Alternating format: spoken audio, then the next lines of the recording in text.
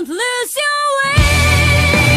Your mind, we have to be as one.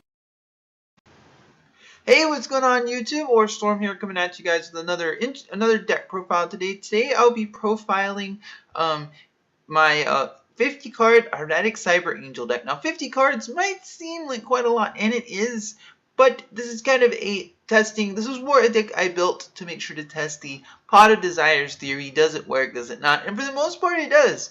There's very few instances where Desires, because the way this deck is built, there's very few instances where I banish every single combo piece. And a lot of times I end up banishing blank cards when even I do have access to Omega. Most of the time, the only card I ever put back from my banished pile are the Hymn of Lights and the Machine Angel Rituals.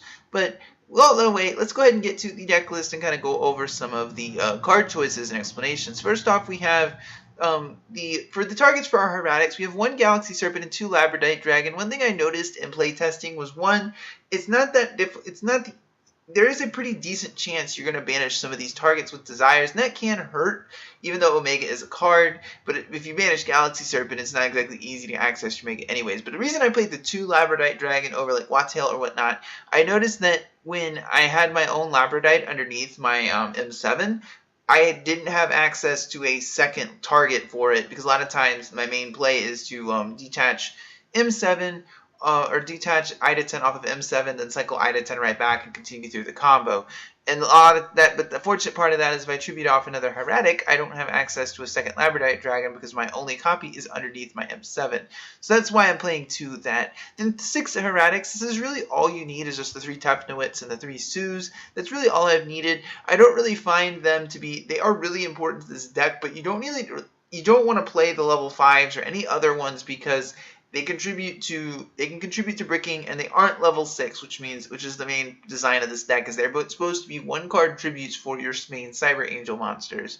Next, I play 3 Manjus and 3 Cyber Petite Angel. This variant doesn't play the Star Seraphs, that's why Petite Angel is in here. It's just another Manju, and I like it personally because it triggers when special summoned, unlike Manju. So when you special summon it off of Ritual Sanctuaries, it'll trigger a search, and there's a lot of times it's also level 2, which means that you can do a lot of neat combos with it. Most of the time it's probably, but these are kind of like staple. At least if I'm not playing Star Seraphs, I'm playing Petite Angel. If I'm playing Star Seraphs, I'm not playing Petite Angel.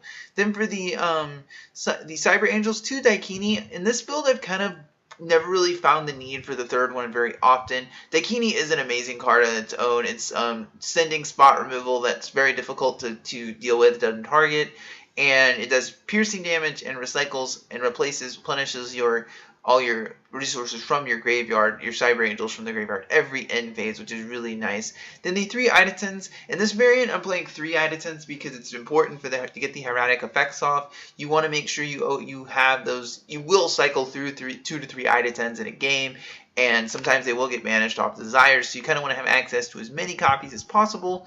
Then we have 3 copies of Ben 10. Ben 10 is the real MVP. Ben 10 is an insane card. Whenever she's tributed for a card effect, she searches any Light Fairy monster. So typically the main play I go for, if I don't have a Hieratics in hand, is I'll Ritual Summon Ida 10, tributing off the Ben 10, and then Ida 10 will search off any ritual spell I need, then Ben 10 will search off any ritual monster I need to follow up my play. I really like the card because it kind of climbs the ladder, if you will. It's one of my favorite cards in the archetype. Plus, when it's tributed, Ida 10 also pumps up your ritual monsters by a pretty good 1,000 attack points. Even Ben 10 is pretty scary at a 2,800 and 50 burn damage. It's actually not bad at all. And these 2 cards I wouldn't run at any less than 3. Then the 2 copies of Saphira. The reason I'm running 2 Saphira is because I just feel like I didn't have room to play the 3rd, and I find that Saphira is good, but like I don't always need access to it all the time.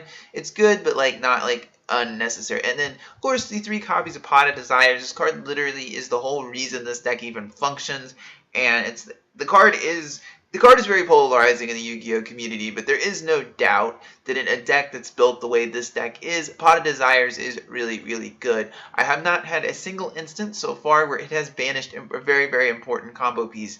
Except there are times where I do banish one of my vanilla targets for my Hieratics. Most of the time you can play around that. The card is good, there's no doubt about that, especially in a deck like this, the way it's built. The 3 Twin Twisters, three of pretty much every spell in this deck is kind of. Twin Twisters is good in this deck as well because back row is annoying. Like, the deck doesn't easily play around it all the time, so you kind of need those Twin Twisters there. You can also run Space if you so wish. The 3 Ritual Sanctuary, this card is nutty in this deck. It's insane. The fact that you can basically trade any ritual spell, any spell card in your hand for any of the ritual monsters or spells you need, and on top of that, shuffling those same spells back to the graveyard to resummon your fairy monsters is pretty incredible. The card is absolutely nuts, and honestly, it's probably the best generic ritual support we've gotten in quite a long time. Then for the others, some of the 1-up spells, they have the 1 Preparation Rites, 1 Upstart Goblin. It might seem dumb to run Upstart in a 50-card deck, but it is just a blank card to be banished with Pot of Desires. It's kind of like the same thing with Terraforming. It's the same thing. I'm running 3 because it's a blank card, and if I banish it, I don't care. Then the 3 copies of Pre-Preparation Rites. This is very similar. I'm running 3 of this, even though there's only 2 targets, because a lot of times your resource, they will get banished. The extra copy is a blank card. You will never resolve more than 1 pre-prep. Typically, 1 pre-prep is all you need to do in a game to really go off, and all your ritual monsters are resummonable anyways, so it's not like. I feel like the 3 pre-prep is good. The 2 hymns, as I stated, I only feel like I need 2 copies, and that's pretty much good enough. The 3 Machine Angel Ritual, this card is pretty much does the same thing as him in the grave, except it protects light monsters, which is relevant because Omega is Omega and M7 and Utopia Beyond are all light monsters, so that's pretty neat. How you can protect them as well with Angel Ritual. That's something you need to note. 3 Terraformings, like I said, this searches out your Ritual Sanctuary, and it's a blank card. And of course, the 3 Hieratic Seal of Convocation. If you're wondering, okay, how many, typically, if it's a 50-card deck, how many cards do you go through in a turn? I would say if depending on what my hand is, I can easily go through about 10 to 15, even 20 cards in a turn. I will go from about a 47-card deck to about a 30-card deck in a blink of an eye. And that's kind of how this deck is designed to run. Now for the extra deck, of course, the whole point of playing the Hieratics is playing Ultimaya Zulkin. I play 2 because I find oftentimes, with all the non-targeting removal, Ultimaya typically is not going to stick around for more than a turn. Players know the card exists, so typically they're going to carefully play around it. 2 copies I kind of like because there's times where you will go for the second one. Omega is a card, you can release it, but a lot of times I don't like putting this back with Omega. It's often something like Crystal Wing, for example. Then for some of the synchros, we play the 1 Scarlight. It's important to note that this can also be summoned off of Galaxy Serpent, so it's one of the few generic cards you don't need Ultimaya to go into. The 1 Void Ogre, when your hand is full, it locks down your opponent from spell. Used to be good. Spark Dragon's really good because you can summon it with Galaxy Serpent like Scarlight, and it's better than Stardust because Stardust, when it negates a destruction effect, it won't be summoned back because it wasn't properly synchro summoned. So it's an important thing to remember why you play Spark and not Stardust Dragon. 1 copy of Bilza. Bilza's just, there's some decks that, this card isn't my favorite synchro in the world, but there are some decks that just fold when this card hits the field, and at worst, it's a 3k beater. The 1 Ignister, so you bring this off of Ultimaya against Pendulum decks, and it is still a devastating card to deal with Pendulum decks, because now you can basically use their own scales against them. You can pop their scale, shuffle, and then shuffle their other scale right back into the deck. The 1 Crystal Wing, this card is literally pretty much made Ultimaya even playable. The fact that it not only negates any monster effect, but it also can, smash over Cosmos ships is really, really good.